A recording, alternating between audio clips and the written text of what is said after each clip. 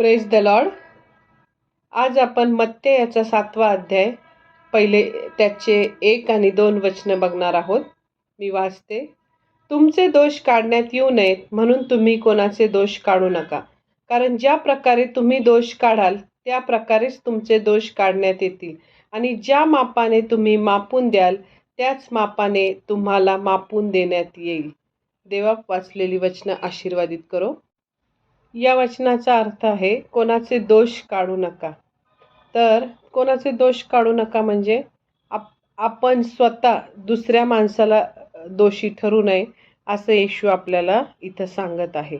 तर रोम 14:4, दुसऱ्याच्या चाकराला दोष लावणारा तू कोण आहेस? तो स्थिर राहिला काय, किंवा त्याचे पतन झाले काय? तो त्याच्या धन्याचा प्रश्न आहे. त्याला तर स्थिर करण्यात येईल, कारण त्याला स्थिर करण्यास त्याचा धनी समर्थ आहे. आमेन. इथं ह्या रोम 14:4 मध्ये पौल आपल्याला असं सांगतोय की जसं काय आपण विश्वासात दुर्बळ असलेल्या माणसाने विश्वासात स्थिर असणाऱ्या बंधूचा न्याय करू नये असं पौल आपल्याला सांगतो. म्हणजे विश्वासात जे भक्कम आहेत त्यांचा न्याय विश्वासात नसलेल्या म्हणजे विश्वासात दुर्बळ असलेल्या लोकांनी करू नये असं पौल आपल्याला इथं सांगतो. म्हणजे याचा अर्थ काय की आपण दुसऱ्या ख्रिस्ती माणसाचा न्याय कधी करू नये, कारण तो आमचा चाकर नाही, तर तो ख्रिस्ताचा सेवक आहे. तो त्याच्या वर्तनाचा हिशोब आम्हाला नव्हे तर ख्रिस्ताला देणार आहे, आणि प्रभू येशू ख्रिस्त त्याच्यावर प्रीती करतो व त्याचा स्वीकार करतो, तसा आपणही त्याचा प्रीतीने स्वीकार करणे हेच आमचं कर्तव्य आहे. इथं पौल असं सांगतो. म्हणजे आपण आता जे वचन वाचलं त्याचा अर्थ असा आहे. नंतर मग जसं ख्रिस्त त्याच्यावर प्रीती करतो व त्याचा स्वीकार करतो. बघा, आपल्याला संपूर्ण मानवजातीसाठी देवाने त्याच्या तारणाची योजना केलेली आहे. एकाचाही नाश होऊ नये असं देवाला वाटतं. तर मग देव कुणाकडं भेदभाव करत नाही, कुणाकडं हा चांगला हा वाईट असं बघत नाही, तर तो प्रत्येकावर प्रीती करतो, प्रत्येकाचा स्वीकार करतो. आणि मग जर ख्रिस्ताने त्या मनुष्याचा, एखाद्या पापी मनुष्याचा स्वीकार केला आहे, तर मग आपण त्याला नाकारू शकतो का? नाही. जर ख्रिस्त त्याच्यावर प्रेम करतोय, त्याच्यावर दया करतोय, त्याचा स्वीकार करतोय, तर आपण त्या माणसाला दोष देऊन काय फायदा? आपण त्याचे दोष काढून फायदा आहे का? आपण आता जे वचन वाचलं ते, तर ख्रिस्ताला ज्याचं मोल आहे त्याला आपण काय करू नये, बोलू नये, कारण ख्रिस्त त्याचा न्याय करणार आहे असं इथं सांगितलेलं आहे. तर मग इथं आपल्याला नेहमी आपण जगात उदाहरणं बघतो की आपण दुसऱ्यांचा न्याय करायला खूप तत्पर असतो, की हे असं नाही, हे असं पाहिजे, ते तसं नाही, ते तसं पाहिजे, ह्याने असं केलं, त्याने तसं केलं. तर आपण तसं करायचं नाही, कारण तिथं सांगितलं की आपण न्याय करण्याचं सर्व काम ख्रिस्तावर सोपवून द्यायचं, कारण तोच आमच्या सर्वांचा धनी आहे. म्हणजे आपण रोम 14:4 मध्ये वचन वाचलं की नाही, तर तोच आमच्या प्रत्येकाचा न्याय करणार आहे, आणि तोच आपणा सर्वांना एक दिवस आमच्या कामाचा हिशोब विचारणार आहे. तर मग आपण आपल्या कामाचा हिशोब येशू विचारणार आहे ना आपल्याला, का दुसऱ्याच्या कामाचा विचारणार आहे? आपल्या कामाचा. मग आपल्याला आपल्या शेजारच्या व्यक्ती काय करतोय, शेजारच्या व्यक्ती आपला नीट वागतोय का नाही, आपण त्याला सांगायची गरजच नाहीये, कारण देव जेव्हा आपल्या न्याय करील तेव्हा तो आपल्या वर्तवणुकीचा हिशोब आपल्याला विचारणार आहे, की तू असा का वागला, तू तसा का वागला. आपल्या शेजारच्या बद्दल विचारणार आहे का? नाही. तर म्हणजे आपण असं नाही की तो वाईट वागतोय तर त्याच्याकडे लक्ष द्यायचं नाही. आपण त्याच्यासाठी जर आपल्याला एखाद्या फॅमिलीचं जर आपल्याला वाईट गोष्ट कळली की नाही का, हे असं असं त्यांचं चाललंय, तर आपण त्यांच्यासाठी प्रार्थना करायला पाहिजे. आपल्याला कळलं की ह्या फॅमिलीतला, आपल्या शेजारच्या फॅमिलीमधला हा मुलगा व्यसन करायला लागलाय, तो खूप दारू पिऊन यायला लागलाय, तर आपल्याला हे कळलं तर आपण हे सगळीकडं अख्ख्या चाळीमध्ये, अख्ख्या बिल्डिंगमध्ये, अख्ख्या सोसायटीमध्ये ह्या गोष्टी सांगायला नाही पाहिजे की बघा ना असं असं, बघा ना तसं तसं. तर आपण काय केलं पाहिजे, आपण त्या मुलासाठी रोज गुडघ्यावर जाऊन आपल्या प्रेयर लिस्टमध्ये ज्या ज्या प्रार्थना विनंत्या आहेत त्या प्रार्थना विनंत्यांमध्ये ह्या मुलासाठी रोज येशूकडं मध्यस्थीची प्रार्थना केली पाहिजे. कितीतरी अशा गोष्टी आहेत की त्या आपण काय केल्या पाहिजेत, प्रार्थनेद्वारे देवाला सांगितल्या पाहिजे. मग न्याय करण्यापेक्षा आपण काय केलं पाहिजे, त्याचे दोष काढण्यापेक्षा आपण काय केलं पाहिजे, त्याच्यासाठी प्रार्थना केली पाहिजे. आणि आपल्याला माहिती आहे की येशू पुढे नाही का प्रत्येक गुडघा शेवटच्या काळी आपल्याला बघणार आहे की प्रत्येक गुडघा येशू समोर टेकणार आहे आणि प्रत्येक जण म्हणणार आहे की येशू हाच प्रभू आहे. मग त्यावेळेस आपल्या प्रार्थनेचं उत्तर येणारच आहे लवकरच. आपण जर त्या मुलासाठी प्रार्थना केली तर ते उत्तर आपल्याला थोड्याच दिवसात मिळणार आहे. म्हणून मग आपण काय केलं पाहिजे, दुसऱ्यासाठी दोष काढत बसण्यापेक्षा, इतरांना सांगत बसण्यापेक्षा त्यांच्यासाठी आपण प्रार्थना केली पाहिजे. पुढचं वचन बघू. आपण वचन काढू लूक 18:11, 11-12 आपण वाचू. तर हे मी वाचते. लूक 18:11 या वचनामध्ये म्हणजे येशूने आपल्याला एका परुषाचं उदाहरण सांगितलेलं आहे, ते मी वाचते. एक परुषी व एक जकातदार असे दोघे जण प्रार्थना करावयास वर मंदिरात गेले. परुषाने उभे राहून स्वतःशी अशी प्रार्थना केली, हे देवा, इतर माणसे लुबाडणारी, अधर्मी, व्यभिचारी आहेत, त्यांच्यासारखा किंवा ह्या जकातदारासारखाही मी नाही. म्हणून मी तुझे आभार मानतो. मी आठवड्यात 2दा उपवास करतो. जे मला मिळते त्या सर्वांचा दशमांश देतो. जकातदार तर दूर उभा राहून वर स्वर्गाकडे दृष्टी लावण्यास देखील न धजता आपला ऊर बडवीत म्हणाला, हे देवा, मज पाप्यावर दया कर. ह्याच्यातून आपल्याला काय दिसतं की त्या दोघं प्रार्थना करत असतात, पण तो जो परुषी माणूस असतो, त्या परुषी माणसाला त्या शेजारी उभ्या राहिलेल्या जकातदाराचा दोष काढण्याचा काहीच हक्क नव्हता. तरी तो काय म्हणतोय की मी ह्या जकातदारासारखा नाही, मी चांगला आहे, मी असं करतो, मी तसं करतो. विनाकारण त्या जकातदाराचे त्याने दोष काढले आणि मग त्या स्वतःला चांगला सिद्ध करतोय. म्हणजे बऱ्याच लोकांना अशी सवय असते की विनाकारण कारण नसताना, आता तो बिचारा जकातदार ह्याच्याकडं बघत पण नाही, तो देवाकडं पूर्ण नम्रतेने तो म्हणजे वर देवाकडं बघायला पण, दृष्टी वर करण्यास पण म्हणजे तो घाबरत होता आणि पूर्ण पश्चातापी अंतकरणाने तो म्हटला की हे देवा, मज पाप्यावर काय कर, दया कर. आणि देवाला हाच पश्चाताप पाहिजे असतो, कारण देवाचं वचन सांगतं की मी नीतिमानांना नव्हे तर मी पाप्यांना तारावयास आलो आहे. म्हणजे पाप्यांना माझ्याकडे बोलवण्यास आलो आहे. म्हणजे येशूचं चरित्र आपण बघितलं, नीट विचार केला, मत्तेमध्ये बघतो, योहानामध्ये बघतो की तो इकडं राहतो, नासरेत येथे राहत होता. आणि नासरेतात तिथलचं जे वातावरण होतं, जे काही तिथं खूप असे वाईट लोक राहायचे, व्यभिचार चालायचा, तिथं वेश्यावस्ती होती, जकातदार होते, सगळं. तर मग अशा परिस्थितीत तो येशू तिथं राहिला. तो काय असा जेव्हा वरून स्वर्गातून खाली आला, कुमारी मरियेच्या पोटी तो जन्मला आणि मग तिथं आपण बघितलं की बेथलेमात त्याचा जन्म झाला. मग नंतर ते हेरोद राजा कत्तल करणार म्हणून मिसर देशात पळून गेला. मग मिसर देशातून परत इथं येतो आणि तेव्हा तो नासरेत ह्या गावामध्ये जाऊन राहतो. मग त्यावेळेस तिथलचं वातावरण असं वाईट होतं खूप, आणि तिथं तो राहिला. म्हणजे तो काय देव बनून आला. आणि इतर आपण बघतो की जे स्वतःला मोठे देवभक्त समजतात किंवा देव समजतात, ते एका डोंगरावर जाऊन बसतात आणि तिथं तपस्या करत बसतात.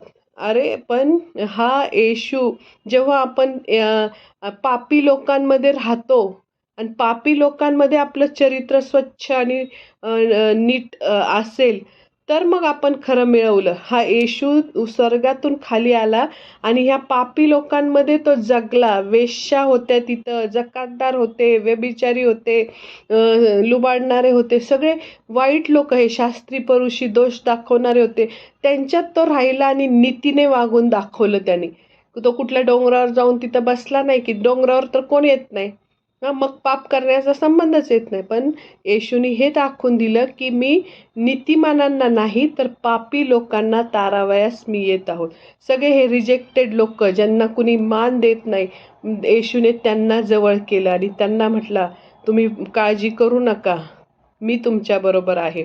प्रत्येक वेळेस येशूचं वचन आपण जर नीट वाचलं तर आपल्याला असं कळतं की ज्या लोकांना जगात कुणीच किंमत देत नाही, येशू त्याला म्हणतो तू माझ्यासाठी अनमोल आहे. जे लोक जगातून रिजेक्टेड असतात, जे लोकांचा अनेक लोक, दुसरे लोक अपमान करतात, त्याला तुच्छ लेखतात, येशू त्याला सन्मान करतो. आणि देव असंही वचन आहे एक बायबलमध्ये की नाही का, जे देवासमोर कुणीही अभिमान बाळगू नये म्हणून जे जे मूर्ख ते मी निवडलेले आहेत.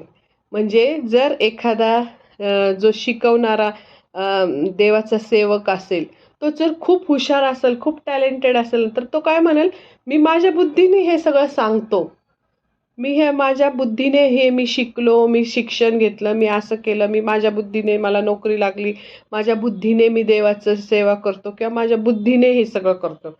पण येशूला ते नकोय.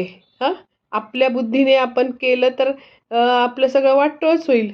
पण आपण जेव्हा पवित्र आत्म्याच्या साहाय्याने जेव्हा एखादी गोष्ट करतो, तेव्हाच ते फुलफिल होतं ते कार्य. आणि मग म्हणून देवाचं वचन सांगतं की जगात जे मूर्ख आहे त्यांना मी निवडलं. मग ते मूर्ख लोक काय म्हणतात, आमची लायकी पात्रता नसताना देवाने आम्हाला उभं केलं आणि देवाने त्याचा पवित्र आत्मा आमच्यात घातला आणि तो पवित्र आत्मा आम्हाला त्याच्याबद्दल बोलण्यास शिकवतो, देवाचं वचन सांगण्यास शिकवायला आम्हाला सहाय्य करतो. देवा, आम्ही आमच्या बुद्धीवर नाही तर आम्ही सर्वस्वी तुझ्यावर अवलंबून आहोत. असे ते मूर्ख लोक स्वतःला मोठेपणा घेत नाही, तर संपूर्ण सर्व सामर्थ्यशाली जो एकच देव आहे त्याला गौरव देतात. म्हणून देवाला हे मूर्ख, म्हणजे जे काही लोक जे खालच्या लेवलचे आहेत, जे रिजेक्टेड आहेत, ते लोक देवानी काय केलेले आहेत, निवडलेले आहेत. पण काय काय लोकांना असं असतं की दुसऱ्यांना दोष देण्याचं, दुसऱ्यांचा तिरस्कार करण्याची कायम म्हणजे वृत्तीच झालेली असती त्यांची. त्यांना असं वाटतं की नाही का, ते शास्त्री परुषी लोक कसे सतत दुसऱ्यांच्या दोषांवर नजर ठेवून असायचे, येशूवर कायम नजर ठेवून असायचे. ते कुठं त्याला बोलण्यात पकडता येईल, कुठं त्याला वागण्यात पकडता येईल, एकही संधी ते सोडत नव्हते. तसे काही काही जगातले लोक नुसते दुसऱ्याच्या चुकांवर बोट ठेवतात, दुसऱ्याचे दोष बघतात, दुसऱ्या कसे पापात पडतील त्याची संधी शोधतात. तर दुसऱ्याचा पान उतारा करायची ती एकही संधी ते लोक काय करत नाही, सोडत नाही. कायम त्यांना लगेच अपमान करतात. आणि जर कुणी कुणाविषयी वाईट सांगत असेल तर लगेच ते एकदम आनंदाने ते ऐकतं. असं झालं होय त्याचं, तसं झालं, अरे वा, चांगलं झालं.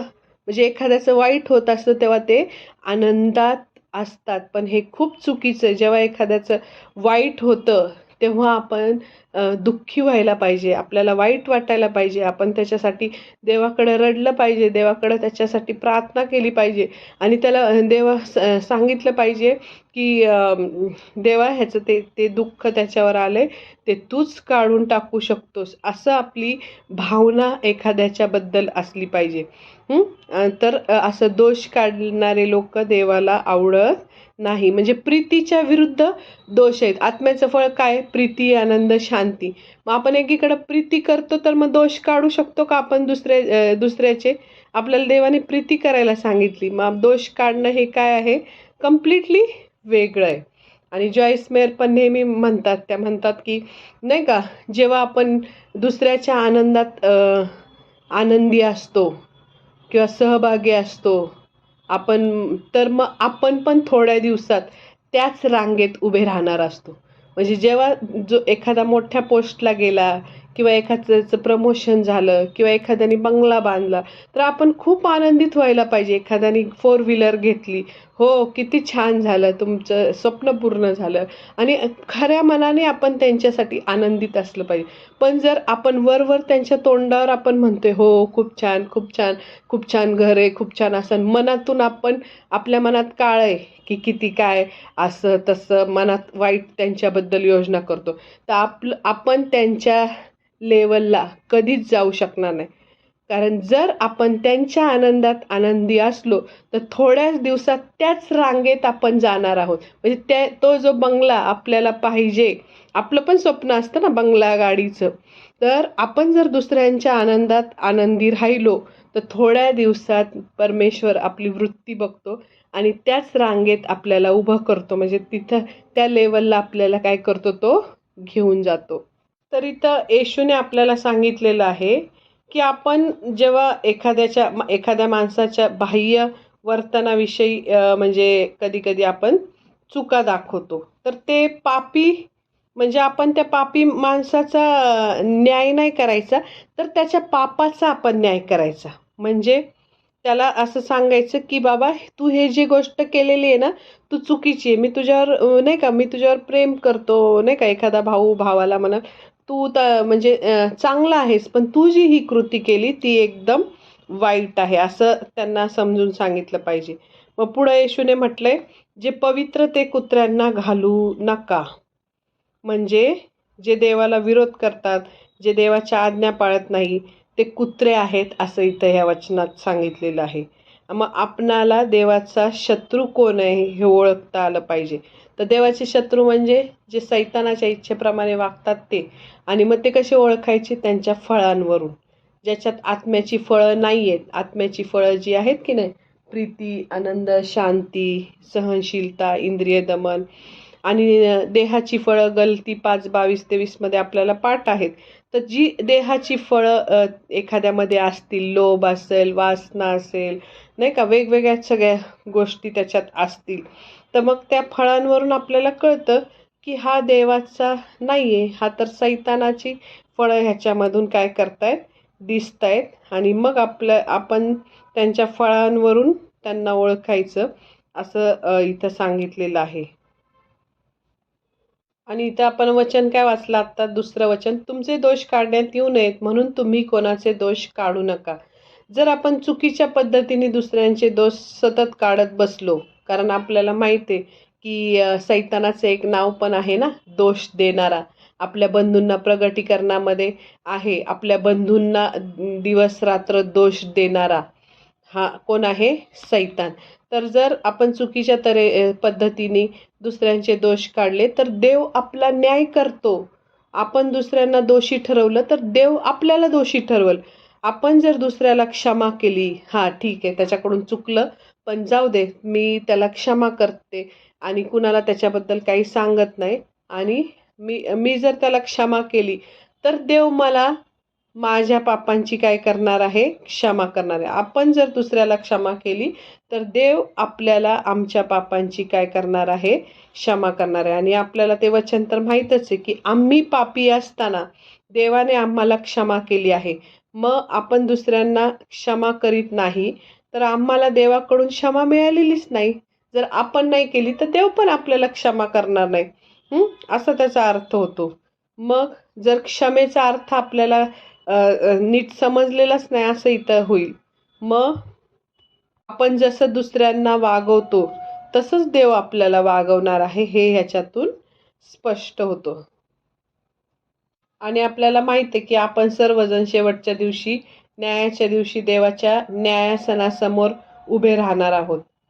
आणि प्रत्येकाचा ज्याच्या त्याच्या कृत्याप्रमाणे न्याय होणार आहे. आणि मग जे जे जे शब्द आपण विनाकारण आपल्या तोंडातून व्यर्थ शब्द काढले, त्याचा हिशोब आपल्याला द्यावा लागेल. कारण मत्ते 12:36-37 मध्ये लिहिलेलं आहे, प्रत्येक व्यर्थ शब्दाचा आम्हाला हिशोब द्यावा लागणार आहे. म्हणून आपण विनाकारण उगाचच जास्तीची बडबड करू नये. ह्याचे दोष काढ, त्याचे दोष काढ. आता तुम्हाला कळतंच की नाही का, चर्चमध्ये जर एखादा ग्रुप कुणाबद्दल तरी बोलतोय तर आपल्याला कळलं लांबूनच की हे कुणाची तरी निंदा करतात, आपण त्यांच्यात जायचंच नाही, दुसरीकडे जायचं. किंवा आपल्या कामावर 2-4 जण बॉसची निंदा करतायत किंवा कुठल्या त्यांच्या कंपनीच्या मालकाबद्दल वाईट बोलतायत, आपल्याला कळलं तर आपण तिथं बसायचंच नाही, आपण उठून जायचं. आपल्याला आपल्या मालकांना आशीर्वादित करायला लावलंय, रोज येशूच्या नावात ब्लेस करायचं आपल्या कंपनीच्या मालकांना, आपल्या सगळ्या तर मग इथं आपण त्यांची निंदा करायची का? नाही. तर देवाने आपल्याला सांगितले की न्याय करायची आपल्यात पात्रताच नाहीये. आम्हाला म्हणजे न्याय करण्यासाठी योग्य दृष्टी लागती, ती दृष्टीच नाहीये. म्हणून मग आपण दुसऱ्याकडे बोट दाखवायचं नाही किंवा दुसऱ्याचा न्याय आपण करायचा नाही. मग आपल्याला असं वाटतं की नाही नाही, दुसऱ्याचे दोष दाखवणे आपलं कर्तव्यच आहे असं आपण मानतो, पण तसं नाहीये. आपलं ते कर्तव्य नाहीये. कारण इथं सांगितलंय की आमच्या स्वतःच्या पापामुळे आम्हाला दुसऱ्याच्या डोळ्यातलं कुसळ म्हणजे त्याचं पाप काढून टाकण्यास स्पष्ट दिसत नाही. म्हणजे जर आपल्यातच स्वतः पाप असेल तर आपण दुसऱ्याचं काय शुद्ध करू शकणार आहे? पहिला आपण आपल्याला शुद्ध करायचं, तर मग आपल्याला दुसऱ्याचं दिसल व्यवस्थित, असं इथं सांगितलेलं आहे. मग त्याच्यासाठी एक उदाहरण हे की येशू समोर एक व्यभिचारी स्त्री व्यभिचार करताना लोकांनी पकडली आणि तिला आणून उभं केलं आणि नियमशास्त्रानुसार तिला दगडमार करावा. जर एखाद्या स्त्रीने व्यभिचार करताना स्त्रीला पकडलं तर तिला दगडमार करावा अशी आज्ञा होती. तर मग येशू तेव्हा तिथं त्यांना म्हटला, तुम्हामध्ये जो निष्पाप असेल त्यानेच प्रथम तिच्यावर दगड टाकावा. मग हे जेव्हा ऐकलं तेव्हा त्यांना प्रत्येकाला आपापलं पाप आठवलं आणि ते निघून गेले. नाही तर ते दगड हातात घेऊन आले होते तिच्यावर मारण्यासाठी. म्हणजे प्रत्येक जण पाप करतो आणि मग आपण पण पाप करतोय, तर आपण दुसऱ्याचे पाप काढण्याची काय, आपल्या दुसऱ्याचे दोष दाखवण्याची बिलकुल गरज नाही. अजून एक वचन वाचू. गलती करासपत्र याचा 5वा अध्याय 15वं वचन. परंतु जर तुम्ही एकमेकास चावता व खाऊन टाकता तर परस्परांच्या हातून एकमेकाचा संहार होऊ नये म्हणून जपा. जे इथं आता ह्या वाचलेल्या वचनातून आपल्याला कळतं की जिथं पवित्र आत्मा नाही तिथं प्रीती नाही, म्हणजे प्रीतीचा लवलेश सुद्धा तिथं नाही. आणि जिथं प्रीती नाही तिथं लोक काय करतात, एकमेकाला फाडून खातात म्हणजे हेच भांडण दोष देणं, परस्परांचा नाश करण्याला ते कारणीभूत होतात. परस्परांची निंदा करतात, भांडणं करतात, एकमेकांना आरोप लावतात, दोष दाखवतात आणि एकमेकांचे ते काय करतात, पाय ओढतात. मग जर आम्ही एकमेकांची निंदा केली, एकमेकांचे पाय ओढले आणि तर मग आपण जर मंडळीमध्ये असं केलं, म्हणजे चर्चमध्ये असं केलं, तर त्या चर्चचा काय होणार, नाशच होणार. कारण येशूनं स्पष्ट म्हटलंय मार्क 3:25 मध्ये, आपसात फूट पडलेलं घर टिकत नाही.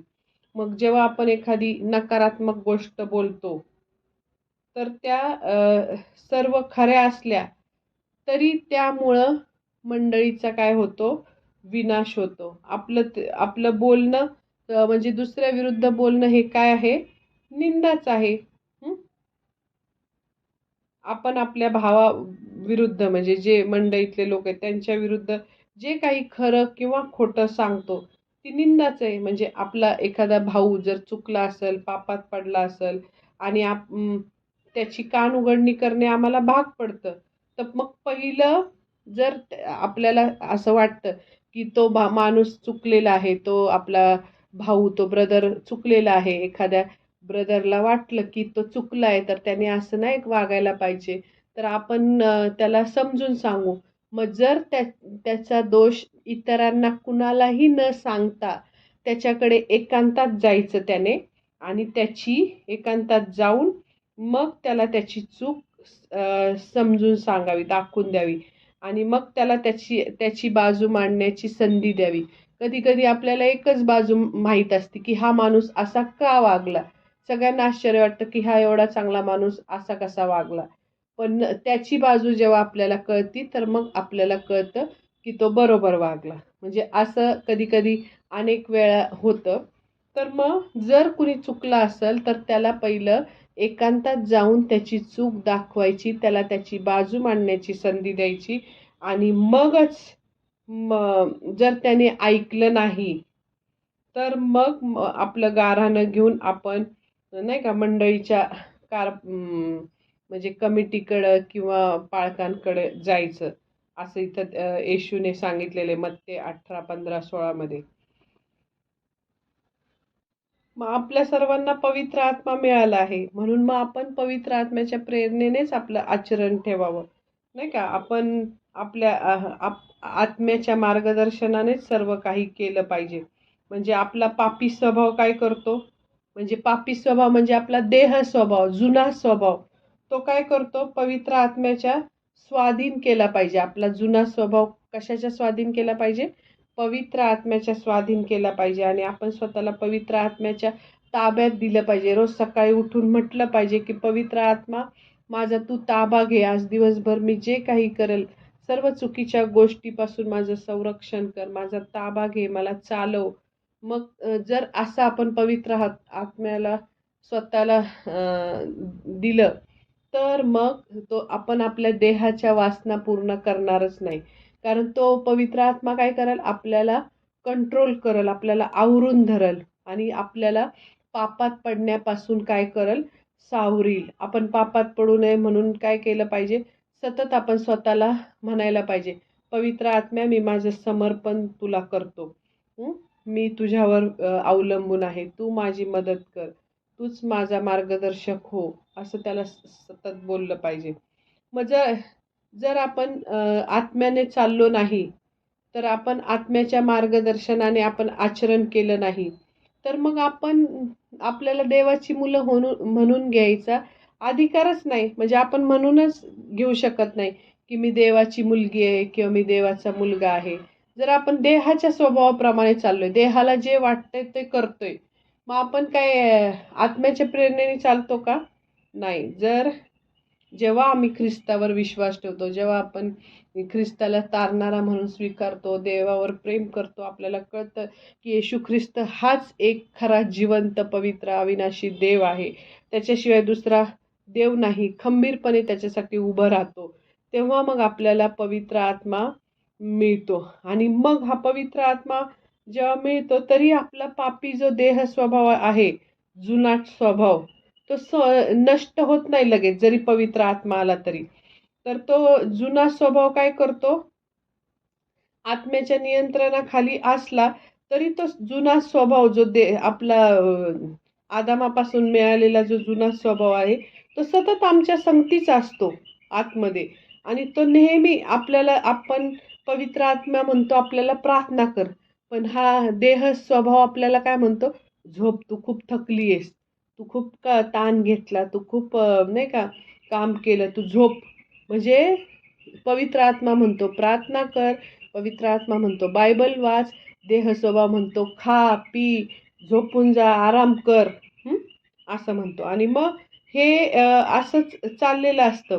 मग जेव्हा आपल्याला आपण जेव्हा हा संघर्ष सतत काय होतं, चालूच असतो की पवित्र आत्मा चांगलं करायला लावतो आणि देह स्वभाव आपल्याला काय करतो, वाईट करायला लावतो. आणि ही लढाई आहे ना आपल्या मनातली, ती मरेपर्यंत चालू असणार आहे.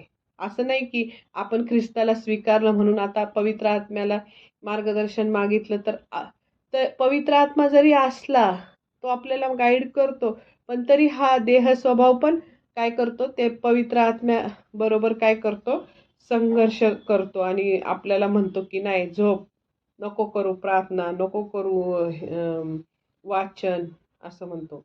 मग जेव्हा नवा आध्यात्मिक मनुष्य आपल्यातला जो पवित्र आत्मा आहे तो आपल्याला चांगलं तेच करण्याचं काय करतो, प्रयत्न करतो. आणि अशा प्रकारे आपण आत्म्याने चालतो तोपर्यंत आमचा पापी स्वभाव आपल्या नियंत्रणाखाली असतो आणि आपण आत्म्याच्या मार्गदर्शनाने चालतो, तेव्हा पापी स्वभाव वधस्तंभावर खिळलेला असतो, म्हणजे तो शक्तिहीन झालेला असतो जेव्हा आपण आत्म्याच्या मार्गदर्शनाने चालतो.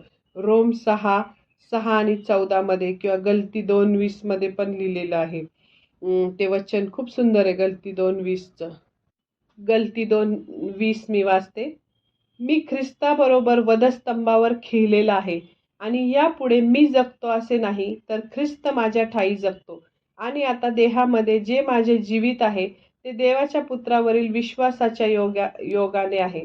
त्याने माझ्यावर प्रीती केली व स्वतःला माझ्याकरता दिले. असं सांगितलंय की मी ख्रिस्ताबरोबर वधस्तंभावर खिळलेला आहे आणि यापुढे मी जगतो असे नाही, तर ख्रिस्त माझ्या ठायी जगतो. आणि आता देहामध्ये जे माझं जीवित आहे ते देवाच्या पुत्रावरील विश्वासाच्या योगाने आहे. त्याने माझ्यावर प्रीती केली व स्वतःला माझ्याकरता दिले. मग आपण आपला जुना पापी स्वभाव असं समजायचं की तो जुना पापी स्वभाव जो आहे तो वधस्तंभावर खिळलेला आहे आणि येशूच्या मरणात ते सगळे वाईट गोष्टी घेऊन येशू वधस्तंभावर गेला आणि येशूच्या मरणात आपला बाप्तिस्मा झाला आणि येशूच्या पुनरुत्थानात त्या सगळ्या वाईट गोष्टी पुरल्या गेल्या आणि आता सगळ्या नवीन गोष्टी. जर शाप आपले जुने येशूने घेतले आणि ते येशूच्या मरणाद्वारे ते शाप पुरले गेले, नष्ट झाले आणि शापाच्या जागी त्याने आपल्याला आशीर्वाद दिलं. आपले आजार तो वधस्तंभावर घेऊन गेला आणि आपल्याला निरोगी पण दिलं. म्हणजे अशा प्रकारे येशूच्या मरणात आपला बाप्तिस्मा झालेला आहे. त्यामुळे आता जुन्या पापी स्वभावाला काय केलं, आपण वधस्तंभावर खिळलेलं आहे आणि आता आपण पवित्र आत्म्याच्या साह्याने जगतो. आणि म्हणून मग आता आपण पाप कर्म करून देहवासना पूर्ण करण्याची गरजच नाही. आपल्याला त्या पापी स्वभावाची म्हणजे पकड आपल्यावर नसती. तर आपण पापाच्या सामर्थ्यापासून मुक्त असतो आणि म्हणजे हे ख्रिस्तामध्ये आपल्याला स्वातंत्र्य मिळालेलं आहे, असं ह्या वचनाचा अर्थ आहे. पण जर आपण आत्म्याच्या प्रेरणेने जगण्याचं नाकारलं, आत्म्याच्या इच्छेनुसार नाही का वागणं सोडून दिलं, तर जेव्हा आपण बायबल नाही वाचलं, प्रार्थना नाही केली, तर हा जुना पापी स्वभाव आहे ना आपला, तो उफाळून येतो आणि आपण त्याला ठेवलं होतं तिथून म्हणजे वधस्तंभावरून निसटून खाली उतरून तो येईल आणि परत एकदा आपण त्या पापाच्या नियंत्रणाखाली जाऊ असं घडतं. आणि मग आपलं जे स्वातंत्र्य होतं ते नष्ट होतं आणि आपण पुन्हा पापाचे काय होतो, गुलाम होतो. म्हणून आपण दुसऱ्याचे दोष काढायचे नाही. येशूची जशी इच्छा आहे तसं चांगलं वागायचं आणि पवित्र आत्म्याच्या प्रेरणेने वागायचं आणि मग आपल्याला आपल्यावर जुना पापी देह स्वभाव याचं नियंत्रण चालणार नाही. तर हे आज आपण बघितलं, इतरांचे दोष काढू नये म्हणून. मला वाटतं सर्वांना समजलं असेल. देवाला धन्यवाद देते, पवित्र आत्म्याने मला मार्गदर्शन केलं म्हणून. थँक्यू जीजस, थँक्यू लॉर्ड आणि thank you Holy spirit. God bless you.